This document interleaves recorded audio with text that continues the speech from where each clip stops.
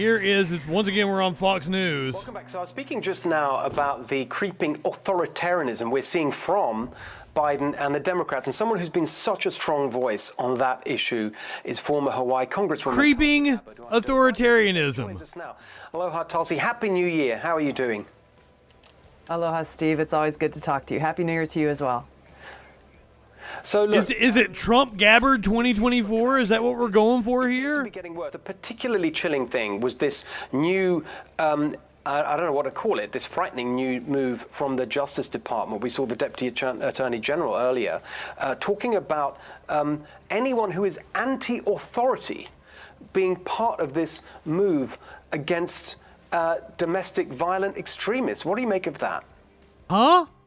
Yeah, Steve, I think it's really important to bold, highlight, and underline what he said. We have the Deputy Attorney General of the United States speaking. What are they talking about? People about how they are standing up a domestic terrorism unit to support their efforts to target those who hold anti-government or anti-authority ideologies.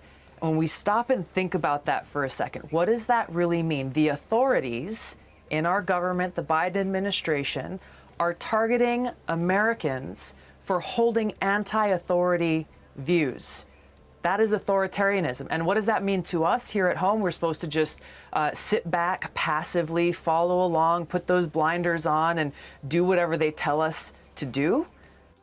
Let's see what they actually said. This was 8 days ago. It was an announcement from the Deputy Attorney General.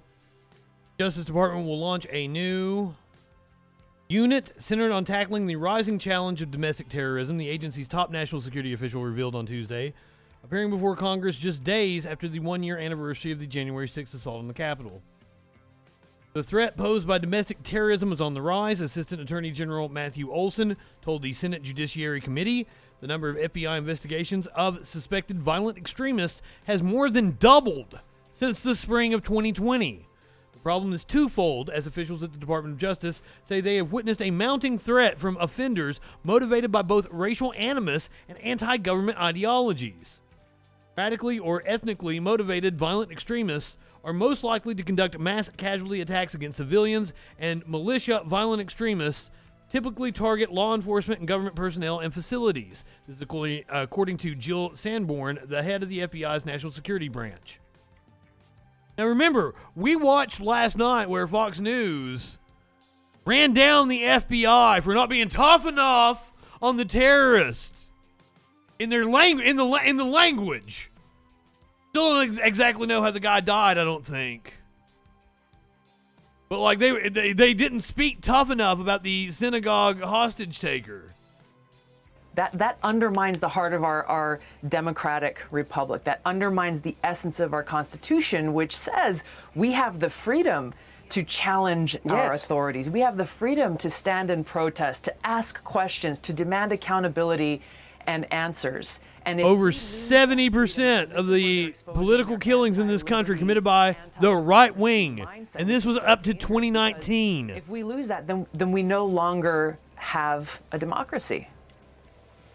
Totally. And actually, I completely agree with that. I mean, I'd sort of take it further. I think that idea of challenging authority and, if you like, challenging conventional wisdom and what the powers that be, that's so central to America's success on every level, not just as a democracy. You could even put it into the sphere of science and art and No, they were specifically talking about this militia movement that has been bubbling up in the U.S. Why do you think that the Democrats have so readily lurched? You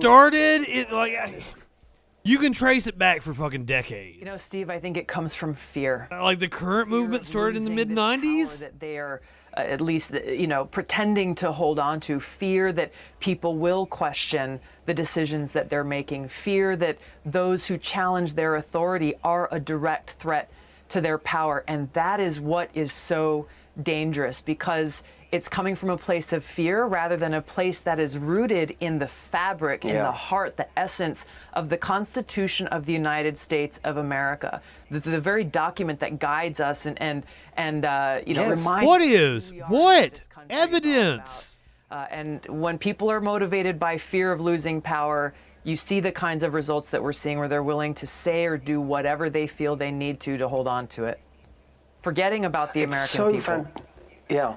Right. I mean, it's so fantastic that you're speaking out so strongly on it. There's another issue that you've been in the lead on. It's a big issue. I can't believe that if Bernie had won the primary and went on to the presidency in 2016, she probably would have been Secretary of Defense. That's wild to me. We got into it last night. Smart people can convince themselves of a lot of shit. Cognitive dissonance is a hell of a drug. Issue. I know we don't have too much time, but I just would love your take because it's very much emerging as a big story, which is the whole situation.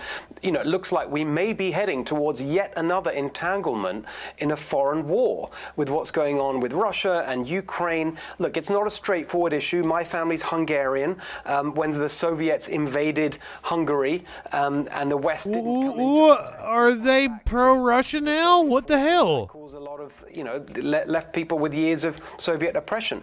On the other hand, I think, would I be happy for my son to go and fight in Ukraine to protect their freedom? And who's even talked about sending ground troops? I'm assuming it would be a NATO action, if anything. But we don't want to get sucked into these military conflicts. You've got the intelligence services out there putting out all this information, looking like they're kind of wanting to take us into war again. And I don't think we're going to go to war with Russia. That ain't happening. I think this brings us back to the last point: is our leaders should be acting in the best interest of the American people and our country. And unfortunately, I don't even know what they're talking about. We have warmongers and people like Jake Sullivan and Tony Blinken who were had a very strong hand in being the architects of regime change wars in Iraq, in Libya, in Syria, and they're the ones who are influencing the decisions that are being made. They did?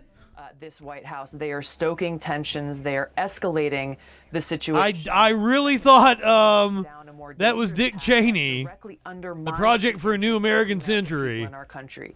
Let's be real about what we're dealing with here, Steve. We're talking about the United States and Russia, two great nuclear-armed powers in the world. There is only one place that conflict ends. That ends in destruction of this world and life as we know it.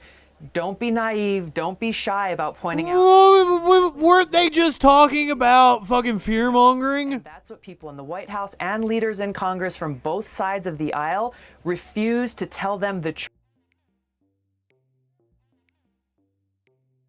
So the Justice Department is acting on the very real terrorism threat in this country from these right-wing militia groups. And they call it fear-mongering. And then in the very next topic, he's like, well, that ends in nuclear war and the mutual destruction of everybody.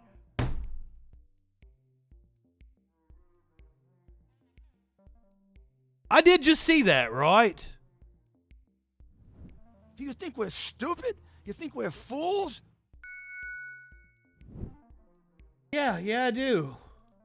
Let's talk about some Rudy. Creeping authoritarianism from the Democratic Party.